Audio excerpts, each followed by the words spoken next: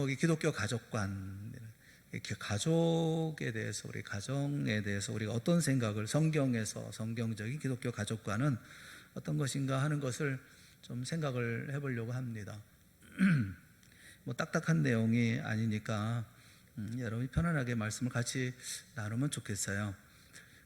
우리 민족이 우리 예전부터 그 예절 가운데 가장 중시하는 예절이 있다면 가례입니다. 가례라고 하는 것은 가정의 예절이죠.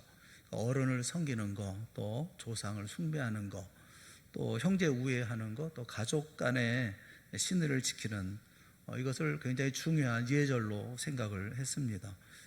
우리 민족이 가지고 있는 욕들이 있잖아요. 그 상대방을 이렇게 욕할 때 사용하는 것을 보면 집과 관련되어 있는 것들도 꽤 있어요. 그래서 집안 망칠 놈, 뭐 이런 얘기도 있잖아요. 집안을 욕되게 하는 놈, 여기 놈만 있는 게 아니죠. 여에다 니은도 있죠. 다른 어떤 나라에 찾아볼 수 없는 어떤 끈끈한 가족 간의 어떤 이런 유대 관계가 있습니다. 어떤 정겨운 에너지가 있죠. 그래서 이런 데서부터 한국인이 가지고 있는 어떤 창조성, 근면성 이런 것도 가지고 있는 어떤 순기능적인 그런 요소도 있어요. 그런데 이것이 역기능적인 요소도 굉장히 많습니다.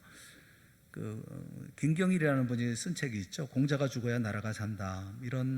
이 책에는 주로 유교가 초래한 가족 문화가 우리에게 가져다 주고 있는 어떤 역기능적인 요소를 많이 지적을 하고 있습니다. 근데 그 책을 보면 상당 부분 공감이 가요. 옛날부터 쭉 내려왔던 그런 내용들인데, 예를 들어서 한국의 우리 효도 문화만 하더라도 지나치게 감정적이다 이렇게 얘기를 해요. 정에 호소를 해서, 그래서 오늘날 급속하게 이제 뭐 발전해 나가는 어떤 그런 산업사회, 지식사회 속에서 현대인들에게 어떤 효과적인 그런 수단이 되지 못한다. 이 효문화라는 것이 효과적인 수단이 못 된다라는 이런 점을 지적을 해요. 예를 들어 가족 가운데 치매 환자가 이제 발생했을 때 사실 더 필요한 것은 그 의료 서비스가 필요하거든요. 이분에게는 더 많은 의료 서비스가 제공되어져야 되거든요. 근데 우리나라 같은 경우는 어떤 효도라고 하는 이런 일들로 말미암아서, 그래서 그 자식들의 어떤 활동 영역을 제한하거나 자녀들의 어떤 삶이 묶여버릴 수가 있는 그런 식으로 또 나라에서, 국가에서 이렇게 가족에 떠맡기는 그런 경우가 많이 있죠. 사실 어떤 전문적인 의료 혜택이라든가 또 간호사들의 도움이라든가 또 레크리에이션을 할 수 있는 어떤 공간, 또 노인들이 치료받고 쉬면서 마음껏 활동할 수 있는 뭐 이런 공간도 있어야 되고, 동시에 자녀들을 자유롭게 만날 수 있는 공간, 이런 것들이 형성되어줘야 하는데, 그래야 실질적으로 도움이 되지 않겠어요? 그런데 우리는 어떤 가정의 효라는 것을 자꾸 얘기하면서 그 부분에 대해서 이제 부정적인 그런 시각이 참 많이 있죠. 한 예를 들면 노인하고 손주하고 소화 기능이 떨어지는 노인하고 펄펄 뛰는 손주들하고 한 밥상에 같이 앉아서 밥을 먹는 거, 그런 것이 효도가 될 수 있나? 효의 본질이 될 수 있나? 이런 생각이 드는 거예요. 또 갈등을 겪고 있는 시어머니와 며느리를 한 부엌에 묶어놓고 그 갈등을 인내하라, 뭐 이렇게 촉구하는 것도 효라고 얘기할 수 없죠. 여기 김경일 씨는 조상 숭배의 기원에 대해서, 이 조상 숭배는 아름다운 어떤 기원을 가지고 있다는 게 아닙니다. 옛날 중국의 부족국가 시절에 조갑이라고 하는 사람이 처음으로 이 조상 숭배에 대한 이야기를 했는데, 이 조상 숭배라고 하는 것이 사실은 정치적인 동기에서부터 조상 숭배 의식을 발달시켰다고 하는 거죠. 그 얘기는 우리 조상이, 우리 선조가 당신들보다 훨씬 낫다, 선전하기 위해서 이 조상 숭배 의식이 시작됐다라는 거예요. 이것이 우리 사회에 정착을 하는 과정에서 어떤 가족과 어떤 가족을 벗어난 배타주의 또는 뭐 지역 이기주의, 뭐 이런 결과를 초래했다는 것이죠. 오히려 좀 나가서 이웃들과 열린 대화를 가지고 또 더불어 살아가는 공동체의 의식이 훨씬 중요할 터인데, 가족 중심으로 이렇게 묶다 보니까, 효라는 것을 묶다 보니까 문제가 있다는 거예요. 우리는 그러면 어떤 가족관을 가져야 될까요? 우리에게 필요한 가족관은 어떤 것일까요? 성경은 어떤 가족관을 가르치고 있을까요? 우리가 이 가족관에 대해서 성경에서 가르치고 있는 기독교인들이 가져야 할 가족관을 좀 명확하게 생각해 볼 필요는 좀 있습니다. 그래서 믿음의 조상이라고 고백되고 있는 그 아브라함의 인생, 삶을, 이렇게 인생을 추적해 보면서 그 아브라함이 가졌던 가족관, 아브라함에게 하나님이 가르쳐 주셨던 가족이라는 것은 어떤 것인가 하는 것을 좀 살펴보려고 합니다. 우리 모두가 좀 함께 여러분과 같이 좀 말씀을 보면서 한번 찾아가면 좋겠어요. 무엇보다 먼저 우리가 생각할 것은 비성경적인 가족관이 있어요. 비성경적인 가족관.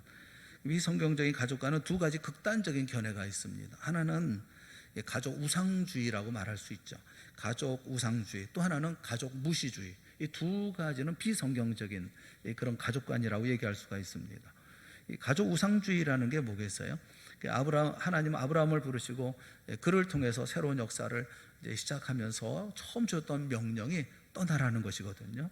너는 너의 고향과 친척과 아버지의 집을 떠나라. 떠남이 없이는 새로운 문화, 새로운 가치체계, 또 새로운 역사를 만들 수 없기 때문에 그렇습니다. 이 떠난다고 하는 것은 쉽지가 않죠. 예수님도 떠나라는 말씀을 하셨어요.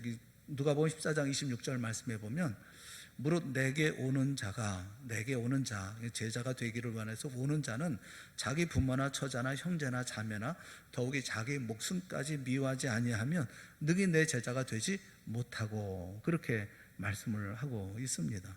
그러니까 우리가 이 말씀 어떻게 이해를 해야 될까 하는 것을 생각을 해봐야 되겠죠. 생각해 보면 그 제자의 도리를 말씀하시면서 부모, 처자, 형제, 자매, 심지어 내 생명, 이 모든 것, 이런 것도 미워하라. 사실 이것보다 더 중요한 게 뭐가 있겠어요? 우리가 받은 선물 가운데 정말 소중한 거 여기 다 있잖아요. 생명, 부모, 형제, 자매. 우리가 다 받은 선물 아닙니까? 하나님께 받은 선물이죠. 이것 없이는 존재할 수가 없잖아요. 하나님이 주신 소중한 선물인데 왜 미워하라 혹은 떠나라 이렇게 가르치고 계시는 것입니까? 이게 떠나라는 말씀이고 미워하라는 말씀이겠어요? 더 중요한 의미가 있죠. 더 중요한 의미는 하나님이 주신 소중한 선물인데 이것이 중요하다고 생각하면 생각할수록 사실은 이것보다 더 중요한 게 있죠. 뭐냐 하면 이 모든 것을 주신 하나님이 더 소중하잖아요. 이 모든 것을 주신 하나님이 더 중요하다는 사실을 알리고 있는 것이거든요. 말씀하고 있는 것이거든요. 부모님, 하나님의 선물이죠. 여러분, 그 얼마나 소중한 선물입니까? 누가 부모를 우리에게 주셨나요? 하나님 없이 우리의 부모가 될 수가 없지 않겠어요? 우리가 선택한 부모입니까?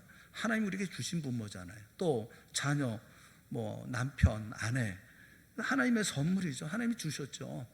자식 낳을 때 여러분이 이런 자식 낳겠다고 해서 그렇게 낳습니까? 아들 낳고 싶으면 아들 낳고 딸 낳고 싶으면 딸 낳습니까? 하나님이 주신 선물 아닙니까? 형제, 자매 다 하나님의 선물이에요. 생명 하나밖에 없는 거죠. 생명은 하나밖에 없는 하나님이 주신 선물이죠. 이 중요하고 소중한 것이지만 이것이 소중하다고 느끼면 느낄수록 그것을 주신 하나님이 더 중요하다고 하는 사실을 철저하게 인식해야 되는 거 아니겠어요? 그런데 우리는 하나님의 선물에 몰두한 나머지 선물을 주신 하나님을 망각하며 살아가거든요. 여러분, 이 선물, 하나님께서 주신 선물이 우상이 될 수 있다는 사실을 아십니까? 선물이 우상으로 변질될 수가 있어요. 우상이라는 게 뭡니까? 우상이라고 하는 것은 한마디로 말하면 하나님과 나 사이에 끼어 있는 거예요. 그래서 그것 때문에 하나님이 안 보이는 거, 그것 때문에 하나님 앞에 다가설 수 없는 거, 그것 때문에 하나님을 섬기는 일에 방해가 되는 일체의 것, 그것이 우상이죠. 우리는 내 부모, 자식, 처자, 형제 돌보는 거 당연한 겁니다. 그리고 마땅한 거예요. 그런데 그것 때문에 하나님을 섬기지 못한다면 그거 우상이죠. 여러분의 전형적인 신뢰가 아브라함에게 있지 않습니까? 이삭이죠. 이삭은 누굽니까? 100세나 돼서 낳은 아들이에요. 여러분, 100살이 돼서 내가 아들을 얻었어요. 그것도 유일한 아들을 얻었습니다. 이 기막힌 아들 아닙니까? 완전히 포기했잖아요. 다 포기했습니다. 그런데 자신은 자식을 가질 수 없다고 생각했는데, 그런데 기적적으로 이삭을 선물로 받았어요. 이 이삭 아들을 얻었으니 이 아브라함이 얼마나 흥분했겠어요. 내가 안에 있는지 밖에 있는지 정신이 없지 않았겠습니까? 내 자식 이삭. 이삭을 바라볼 때마다 아브라함은 가슴이 뛰었을 거예요. 기적의 선물. 보면 하나 뭐 아깝지 않은 게 뭐가 있겠어요. 그런데 여러분, 아브라함이 이삭에게 몰두하면 몰두할수록 아브라함은 이삭을 주신 하나님을 생각하지 못하는 거죠. 이삭이 아브라함의 삶의 서서히 우상이 되어져 가고 있는 그런 모습이 있지 않았겠습니까? 이 우상을 헐기 위해서 하나님께서 말씀하신 건 아닐까요? 내 아들 독자 이삭을 나에게 바치라. 그때서야 비로소 아브라함이 뭘 생각합니까? 하나님이 주셨고 하나님이 가져가시는구나, 이걸 깨닫지 않았겠어요? 긴 고뇌의 밤이 있었죠. 말씀하시고 난 다음에 밤을 지내면서 얼마나 고민을 많이 했겠어요. 얼마나 많이 생각을 했겠어요. 그리고 욥의 결론과 같은 결론을 생각했겠죠. 욥이 무슨 고백을 합니까? 주신이도 여호와시오, 그리고 거두신이도 여호와시오니. 주신 분도 하나님, 취하시는 분도 하나님이에요. 그러니 욥은 하나님을 내가 찬송합니다. 나는 하나님을 찬송합니다, 이렇게 얘기하잖아요. 그처럼 사랑하는 이삭을 제단에 올려놓죠. 주신 분도 하나님을 생각하죠. 가져가시는 분도 하나님. 그때 하나님이 말씀하죠. 알았어, 아들 바치지 않아도 돼. 다른 어린 양을 제물로 준비했어. 이게 모리아 사건 아닙니까? 여러분, 아브라함의 생애 속에 우상을 제거하려는 사건, 그런 사건으로 우리가 볼 수가 있지 않겠어요? 그러니까 미워하라는 말씀 속에, 또 복음서 미워하라는 이 말씀 속에, 예수님께서 미워하라는 말씀 속에는 이런 말씀이 있어요. 그 마태복음 10장 37절 말씀에 보면 이렇게 얘기를 합니다. 아버지나 어머니를 나보다 더 사랑하는 자는 내게 합당하지 아니하고, 아들이나 딸을 나보다 더 사랑하는 자도 내게 합당하지 아니하며. 합당하지 않다. 사랑하지 않는다는 거 아닙니다. 아버지 사랑하고 어머니 사랑하고 자식 사랑하고 아들 딸 다 사랑해요. 그런데 주님보다 더 사랑하는 자는 합당하지 않다, 이렇게 말씀하고 있는 거예요. 여러분, 우선순위가 어디에 있느냐 하는 거죠. 그러니까 우리가 부모나 처자나 자매 다 소중하다고 느끼면 느낄수록 그것을 주신 하나님을 더 소중하게 여길 줄 아는 것. 기독교는 가족 우상주의가 아니다 하는 거예요. 또 하나는 가족 무시주의도 아니라는 겁니다. 아브라함이 하나님부터 명령을 받죠. 내 친척을 떠나라, 뭐 아버지 집도 떠나라. 그런데 아브라함이 떠납니까? 아버지 데리고 오잖아요. 함께 가잖아요. 게다가 조카 롯도 따라왔거든요. 뭐 혼자 데리고 왔는지 또 따라왔던지 조카 롯도 가거든요. 명백한 불순종이죠.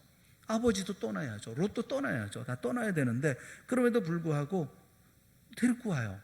그런데 성경 어디에도 하나님은 아브라함을 비난하지 않아요.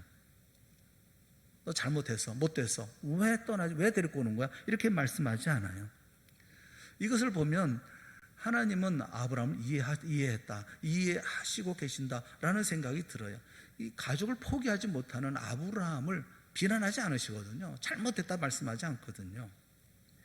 오히려 가족을 굉장히 중요하게 여기셨다고 하는 것을 오늘 본문에서 우리가 찾아볼 수 있는데, 이 2절 말씀해 보면 누구와 언약을 세웁니까? 내가 내 언약을 나와 누구 사이에? 나와 너 사이에, 이렇게 말씀해요. 2절에 보면 그렇게 말씀하셔요. 7절 말씀해 보면 내가 내 언약을 나와 너 및, 그리고 뭐라고 얘기합니까? 내 대대 후손 사이에 세워서 영원한 언약을 삼고 너와 내 후손의 하나님이 되리라, 이렇게 말씀을 하고 계셔요. 그러니까 이 말씀을 보면 처음에는 나와 너 사이, 그런데 그 다음에 7절 말씀으로 넘어가면 나와 너와 내 후손, 이렇게 말씀을 하고 있어요.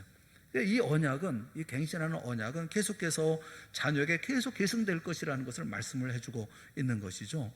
그러니까 이것을 통해서 우리가 무엇을 알 수가 있습니까? 나는 너의 하나님, 아브라함의 하나님일 뿐만 아니라 내 후손의 하나님이라는 것을 말씀해 주고 있는 것이죠.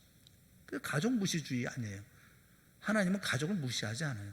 하나님이 처음에 만드신 것이 가족이잖아요.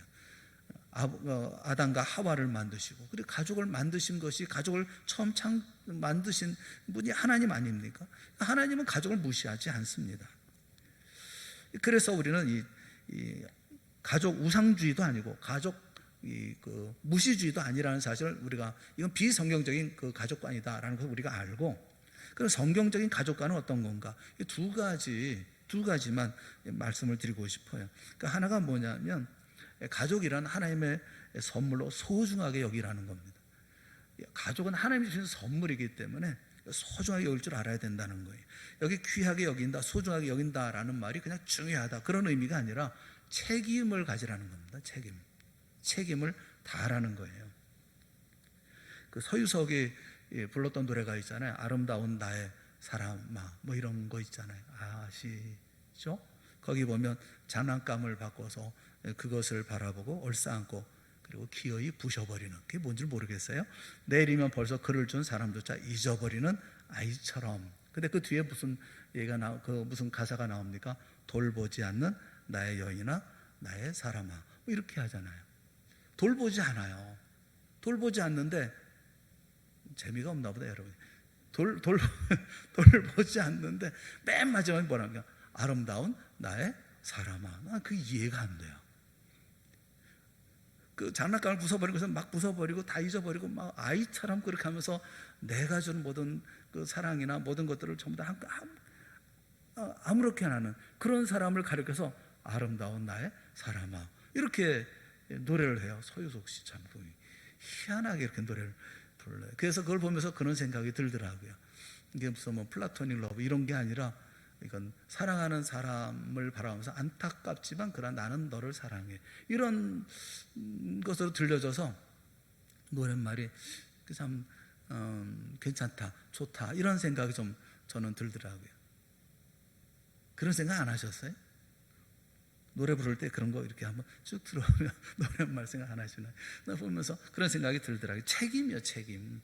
내게 준 사람을 나는 끝까지 사랑해. 나를 부셔버리든 나를 잊어버리든 나를 함부로 하든 나는 당신을 사랑해, 이런 마음이 보여져서 참 그 좋은 그런 노래다, 그런 생각을 좀 해봤어요.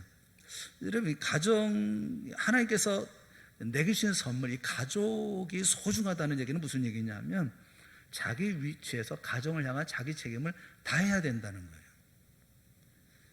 자녀는 하나님의 기업이잖아요. 기업이라는 말이 뭡니까? 하나님의 우리에게 주신 숙제라는 거예요. 숙제는 잘 풀어야 되잖아요. 우리는 가정의 청직이 아닙니까? 남편은 남편의 자리에서, 아내는 아내의 자리에서, 뭐 주부는 주부의 자리에서, 가장은 가장의 자리에서, 뭐 부모는 부모, 자식은 자식의 자리에서 저마다 가정을 향한 책임이 있잖아요. 그 책임을 다하라는 거예요. 우리 책임은 상대적인 책임이 아니라 하나님 앞에서의 책임을 다하라는 거예요. 그 믿음의 조상 아브라함은 자기 책임을 다하지 않습니까? 이삭을 향한 책임은 물론 다하죠. 근데 그가 이스마엘이라는 아들도 낳잖아요. 뭐 바람직한 아들이 아니지 않습니까?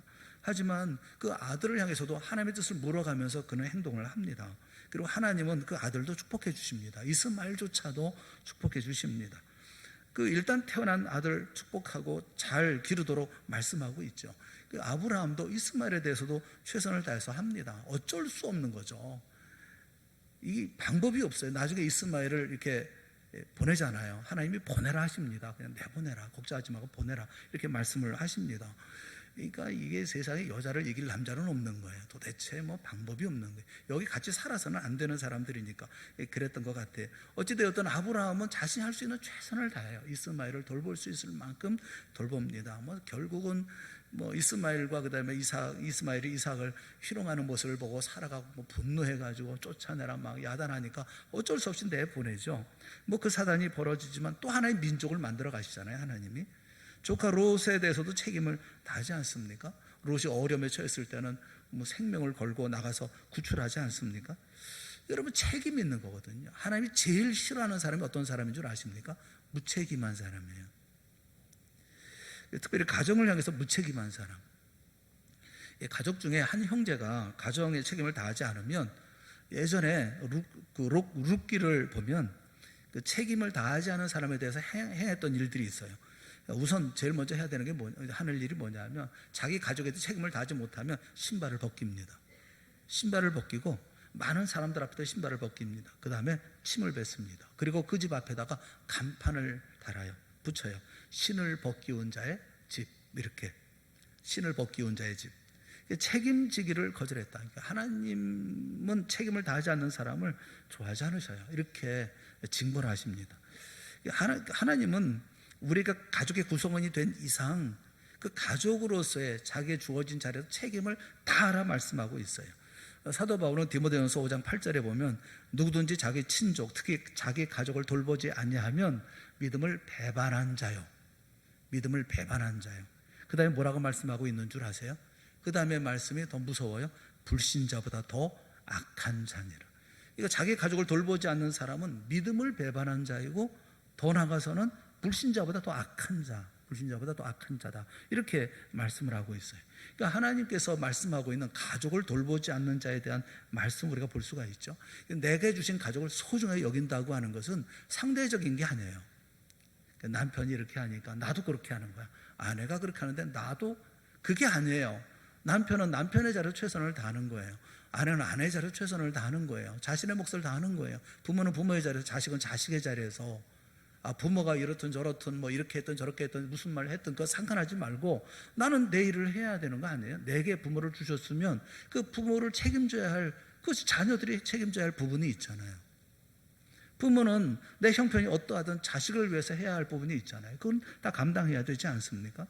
하나님의 선물이다. 너에게 맡겼다. 그러니 너는 책임을 다하라는 거예요. 가족은 하나님의 선물로 알고 우리가 책임을 다할 줄 알아야 되는 겁니다. 이게 소중히 여기는 것이거든요.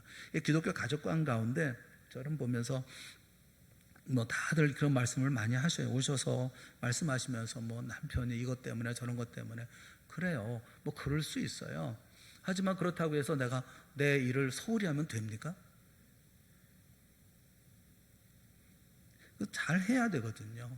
가족을 소중히 여긴다고 하는 것은 첫째, 하나님의 선물로 알고 귀하게 여기고 내게 주어진 책임을 다하라는 겁니다. 더 말씀은 안 드리겠습니다. 또 한 가지, 두 번째, 한 걸음 더 나가서 나의 가족을 넘어서서, 이 가족관이라는 것이 나의 가족을 넘어서 더 큰 가족을 바라보라는 겁니다. 더 큰 가족. 내 가족이 있잖아요. 내 가족이 있는데 그러나 그보다 더 큰 가족을 바라보라는 거예요. 오늘 4절 말씀해 보면 보라 내 언약이 너와 함께 있으니 너는 여러 민족의 아버지가 될지라. 그 다음에 5절 이제 후로는 내 이름을 아브람이라 하지 아니하고 아브라함이라 하리니 이는 내가 너를 여러 민족의 아버지가 되게 함이니라. 하나님이 언약을 갱신하면서 흥미있는 그런 조치를 취합니다. 그게 뭐냐면 이름을 바꿔요. 이름을 바꾸죠. 아브라함의 본래 이름이 뭐죠? 아브람입니다. 이 아브람이라는 이름이 아브라함으로 바꿔줘요. 아브라함이 뭡니까? 아브라함이라는 이름의 뜻은 높으신 아버지, 높으신 아버지, 그런 뜻이에요. 존경받을 만한 아버지. 그런데 하나님은 그 아브라함이 한 가족 안에서 존경받는 아버지로 살아가는 것, 그것도 물론 바람직한 일이겠지만 거기서 머물기를 원하지 않으셨다는 겁니다. 아브라함이 한 걸음 더 나가서 아브라함이 될 것을 기대하셨다는 거예요. 아브라함이라는 이것은 히브리어가 아니라 아람어입니다. 아람어로서 이것은 모든 열국들의 아버지, 많은 나라들의 아버지, 많은 무리들의 아버지, 그런 뜻이에요. 아브라함의 영향권이 한 가족 안에만 존경받는 아버지가 아니라 헤아릴 수 없이 수많은 사람들에게 영향을 미칠 수 있는, 이스라엘을 넘어서 다른 나라에도 영향을 미치는 열국의 아버지, 이런 열국의 아버지라는 말이거든요. 여러분, 우리는 배달민족이잖아요. 우리는 당군의 후손이라고 얘기하잖아요. 하지만 오늘 우리는 아브라함을 공부합니다. 아브라함에 대해서 얘기합니다. 성경 예언 그대로 되지 않았어요? 그 아브라함입니다. 열국의 아버지가 되었어요. 이 말씀을 받는 순간에 아브라함의 인생의 그 지평이 넓어지지 않았겠습니까? 여태까지는 내 가족, 내 식구들 이렇게 생각하고 있었는데, 그런데 그게 아니라 더 넓게, 야 그렇구나, 나는 가족을 향한 책임뿐만 아니라 가족을 넘어서서 모든 사람들의 아버지가 되어야 하는 것이구나. 이 굉장한 사건이잖아요. 일생의 비전이 변화된 거잖아요. 바뀌어진 것 아닙니까? 그러니까 아브라함을 향한 하나님의 처음부터의 기대였고, 처음에 너는 복이 될지라 이렇게 말씀하죠. 그 다음에 땅의 모든 족속이 너로 말미암아 복을 얻을 것이라. 그러니까 좁은 지경 안에서, 좁은 그런 좁다란 그 안에서, 그 가족이라는 테두리 안에서만 영향을 끼치는 존재가 아니라 이제는 가족을 넘어서서 더 많은 사람들에게 영향을 끼치는 존재가 되어라. 열국의 아버지가 되어라. 이렇게 말씀하신 것이죠. 여러분, 이것은 비단 아브라함만을 위한 기대가 아니라고 생각해요. 아브라함의 후손인 아브라함이 믿었던 동일한 하나님을 믿고 살아가는 이 시대의 그리스도인들을 향한 하나님의 기대라고 저는 믿습니다. 우리의 지경이 넓혀야죠. 넓어져야죠. 우리의 가족관이 넓어져야죠. 내 가족에게 책임을 다하는 거 반드시 해야 합니다. 근데 거기서 끝나서는 안 된다는 거예요. 한평생 자기 가족, 자기 자식 잘 모이고 잘 이게 살게 하는 거, 그것만 하다가 죽는 사람이 얼마나 많습니까? 그걸 넘어서야 된다는 겁니다. 다른 사람들도 내 가족처럼 생각하고 다른 사람들에게도 축복을 나누어주고 다른 사람에게도 영향을 끼칠 수 있는 사람이 되는 것, 여기 하나님께서 가지고 있는 가족의 큰 그림이 있죠. 세상은 점점 더 급속도로 이렇게 좁아지고 있고 또 빨라지고 있는데 우리의 가족과는 언제나 이기적이고 협소하기만 합니다. 항상 내 집, 우리 집, 이것만 강조하죠. 우리 집 바깥 일에는 별로 무관심해요. 언제나 집안 정리 잘하고 집안 깨끗하게 하다가도 교회와 같이 공공시설을 쓸 때는 아무렇게나 참 자기 마음대로 막 써버리고 말고, 아무데나 침 뱉고 아무데나 쓰레기 버리고, 우리 이 생각해보면 그 의식의 밑바탕에 어떤 생각이 숨어 있는 거 아시겠어요? 내 집 아니니까 이런 생각 아닙니까? 여러분, 큰 집을 생각해야 되죠. 크게 말하면 이 사회도 나의 집이고 이 지구촌도 우리 집이라는 인식, 이거 얼마나 중요한 인식이겠어요? 우리가 지나치게 내 집, 내 핏줄에 사로잡히다 보니까 내가 낳지 않은 다른 사람에 대해서 무관심하죠. 남이야 죽든 말든 이런 생각이 많잖아요. 한국이 선진국이라고 얘기하지만 아직도 고아 수출국이라는 그런 불명예스러운 얘기도 듣고 있지 않습니까?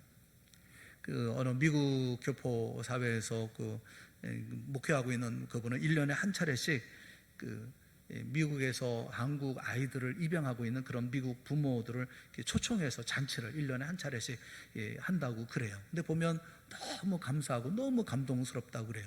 자기 자식이 4, 5, 6, 7 이렇게 되는데도 불구하고 아이를 또 입양을 한다는 거예요. 그리고 내 자식이라고 생각하고 잘 기르고 가르친다는 겁니다. 이런 것이 크리스찬들의 생각이 아닙니까? 내 자식만 내 자식인가요?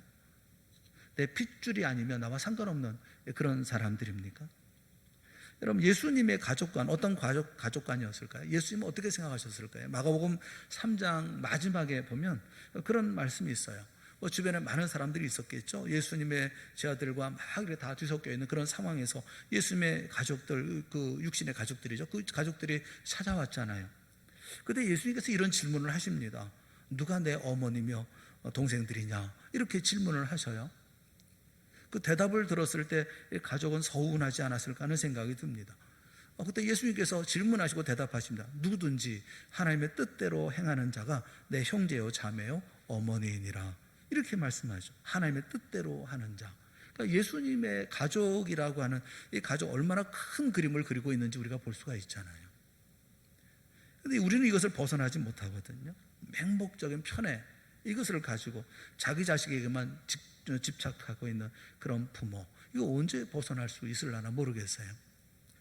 우리가 외국에서 TV 키면 여러분 많이 나오잖아요. 저 아프리카, 저기 어디 어렵게 힘들게 사는 아이들, 그런 아이들의 이런 모습을 보면 불쌍합니까? 도와주고 싶은 마음이 들지 않나요? 그건 다 우리 이 세상에 있는 그 자녀들은 다 우리 자녀 아닙니까? 생각해보면 우리가 힘닿는 데까지 도울 수 있는 대로 돕고 그들에게 나눌 수 있는 건 나눠주고 그래야 되지 않을까 싶은데, 우리는 너무 이기적인 그런 모습으로 있어요. 아브라함이 되었으면, 우리가 전에 믿지 않는 사람에서 믿는 사람이 되었으면 우리의 사역의 폭도 좀 넓어져야 되고 우리 가족의 폭도 좀 넓어져야 되고 그래야 되는 거 아니겠어요? 예전에 일본 사람이 쓴 책이 있습니다. 이케하라 마모루라고 하는 사람이 무슨 책을 썼냐면 맞아 죽을 각오로 쓴 한국인 비판, 이런 책이 있어요. 맞아 죽을 각오. 그러니까 맞아 죽을 각오라고 썼으니까 좋은 얘기는 없겠죠. 그 책에 보면 한국인 부모들이 자녀에 대해서는 너무 맹목적이라는 거예요. 주로 동네 아이들끼리, 우리나라에 오래 사신 분입니다. 오래 살았기 때문에 이런 말을 쓰는 거죠. 동네 아이들끼리 싸우면 한국에서는 틀림없이 부모 싸움이 된다는 거예요. 보통 아이들 싸움이 부모 싸움으로 이렇게 변한다는 겁니다. 일본에서는 상상할 수가 없대요. 이 자식들이 일단 싸우면 그 자식 일단 데리고 가서 상대방 부모에게 반드시 사과를 시킨답니다. 이게 일본인 사람들이 가지고 있는 습관이라고 그래요. 근데 한국은 안 그렇다는 거예요. 한국은 이 자식이 한참 싸우다 보면 누구 싸움이 됩니까? 한참 싸우다 보면 부모들이 싸우고 있다는 거예요. 그러니까 맹목적인 편애라는 거죠. 이 이케하라 씨는 그 자기가 한국에 오래 살았음에도 불구하고 이해할 수가 없다는 겁니다. 이해할 수 없는 게 또 하나 있는데 그게 뭐냐면 입시철만 되면 왜 부모들이 난리치고 그러는지 모르겠다. 그 뭐 전국이 다 난리치고 어차피 자녀들은 다 커가면서 다 누구나 거쳐야 되는 그런 과정이라고 그러면 부모들이 나서가지고 뭐 그럴 이유가 없지 않느냐. 그런데 한국이 이상하다. 입시철만 되면 뭐 부모들이 다 뭐 그냥 이렇게 저렇게 다 하면서 그런다는 거예요. 그분이 재밌는 얘기를 했는데 입시철마다 날씨가 추운 이유가 뭔 줄 아냐? 그러면서 얘기를 해요. 입시철마다 우리가 날씨가 갑자기 추워지잖아요. 그 추워지는 이유가 다른 게 아니라 한국의 부모들이 빨리 깨달으라는 하나님의 하늘의 심판이다. 이렇게 얘기를 했어요. 그러니까 추워지면 이게 정신 차려라 이런 얘기라는 거죠. 맹목적인 자식에 대한 편애, 그 편견 이런 데서 벗어나지 못한 우리들 좀 냉정할 필요가 있다는 겁니다. 크게 볼 필요가 있다는 거예요. 간단하게 말씀을 좀 살펴봅니다만 우리는 주님께서 가르쳐 주신 가족관이 필요해요. 저는 말씀을 보면서 말씀을 볼 때 말씀 속에서 이 적용되는 부분들을 이렇게 보거든요. 여러분들은 성경 어떻게 보십니까? 저는 말씀을 보면 참 재밌어요. 그 재밌다는 게 뭐냐면 이 말씀 한 구절 한 구절 한 단어 보면 오늘 우리 시대에 이 말씀이 정말 이 가슴에 팍팍 와서 꽂히는 그런 말씀들이 얼마나 많은지 몰라요. 그 말씀을 보면 말씀 내에서 교훈을 얻고 이렇게 살아야 되겠구나 하는 그런 생각이 들거든요. 성경에서 가르쳐주는 가족이 있거든요. 성경에서 가르쳐주는 남편이 있고 성경에서 가르쳐주는 아내가 있거든요. 성경에 가르쳐주는 부모가 있고 성경에 가르쳐주는 자녀가 있거든요. 그렇게 살면 돼요. 근데 우리는 성경은 성경이고 신앙생활은 신앙생활이고 그 다음에 가족은 가족이고 다 이렇게 분리가 되어져 있어요. 어떻게 그런지는 모르겠어요. 주님이 우리에게 가르쳐주신 가족관이 우리 가운데 있어야 합니다. 일단 내게 주신 가족 책임을 다해야 돼요. 남편은 남편 책임 다해야 돼요. 아내는 아내 책임 다해야 되는 거예요. 싸우거나 뭐 했거나 어쨌든 간에 아내는 아내 역할을 다 하세요. 자신의 역할을 다 하세요. 뭐 미우니 어쩌니 그래서 아내 그러지 마세요. 왜 그럽니까? 그래도 내 역할은 내가 해야 되는 거 아니겠어요? 또 남편은 남편 역할 다 해야지 뭐 아내가 그렇다고 해가지고 뭐 함부로 하고 그러면 되겠어요?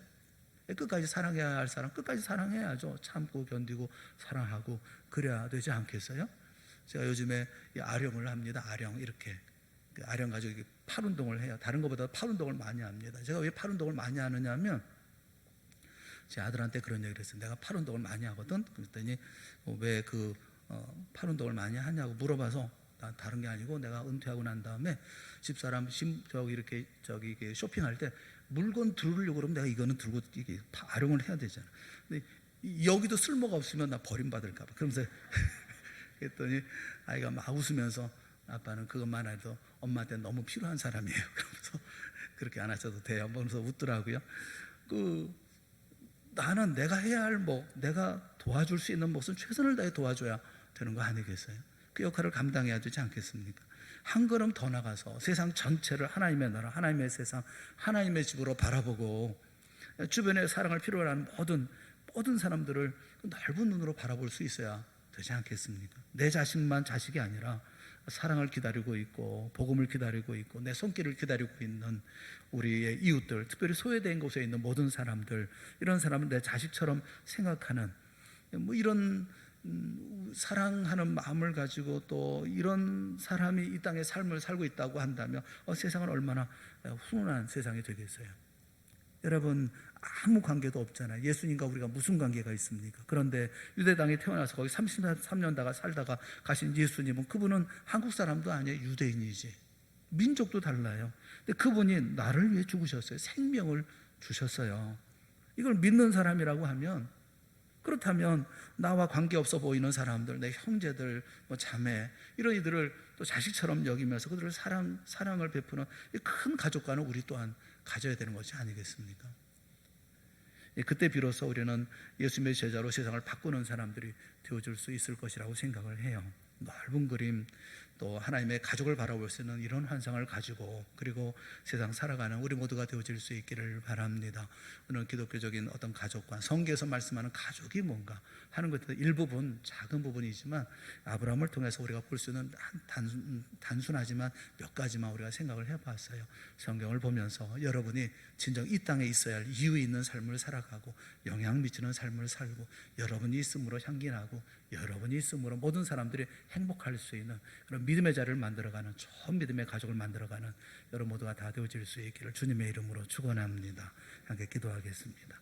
사랑의 하나님 아버지, 은혜를 감사합니다. 주님께서 우리에게 말씀하시고 또 기대하고 계시는 그런 가족을 만들기를 원합니다. 그런 부부가 될 수 있게 하시고 그런 부모가 되게 하시고 그런 자녀들이 되게 하여 주시옵소서.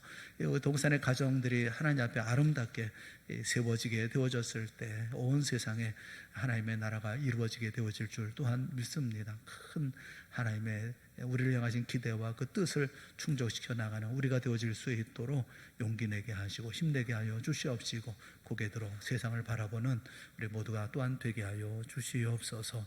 예수님의 이름으로 기도드리옵나이다. 아멘.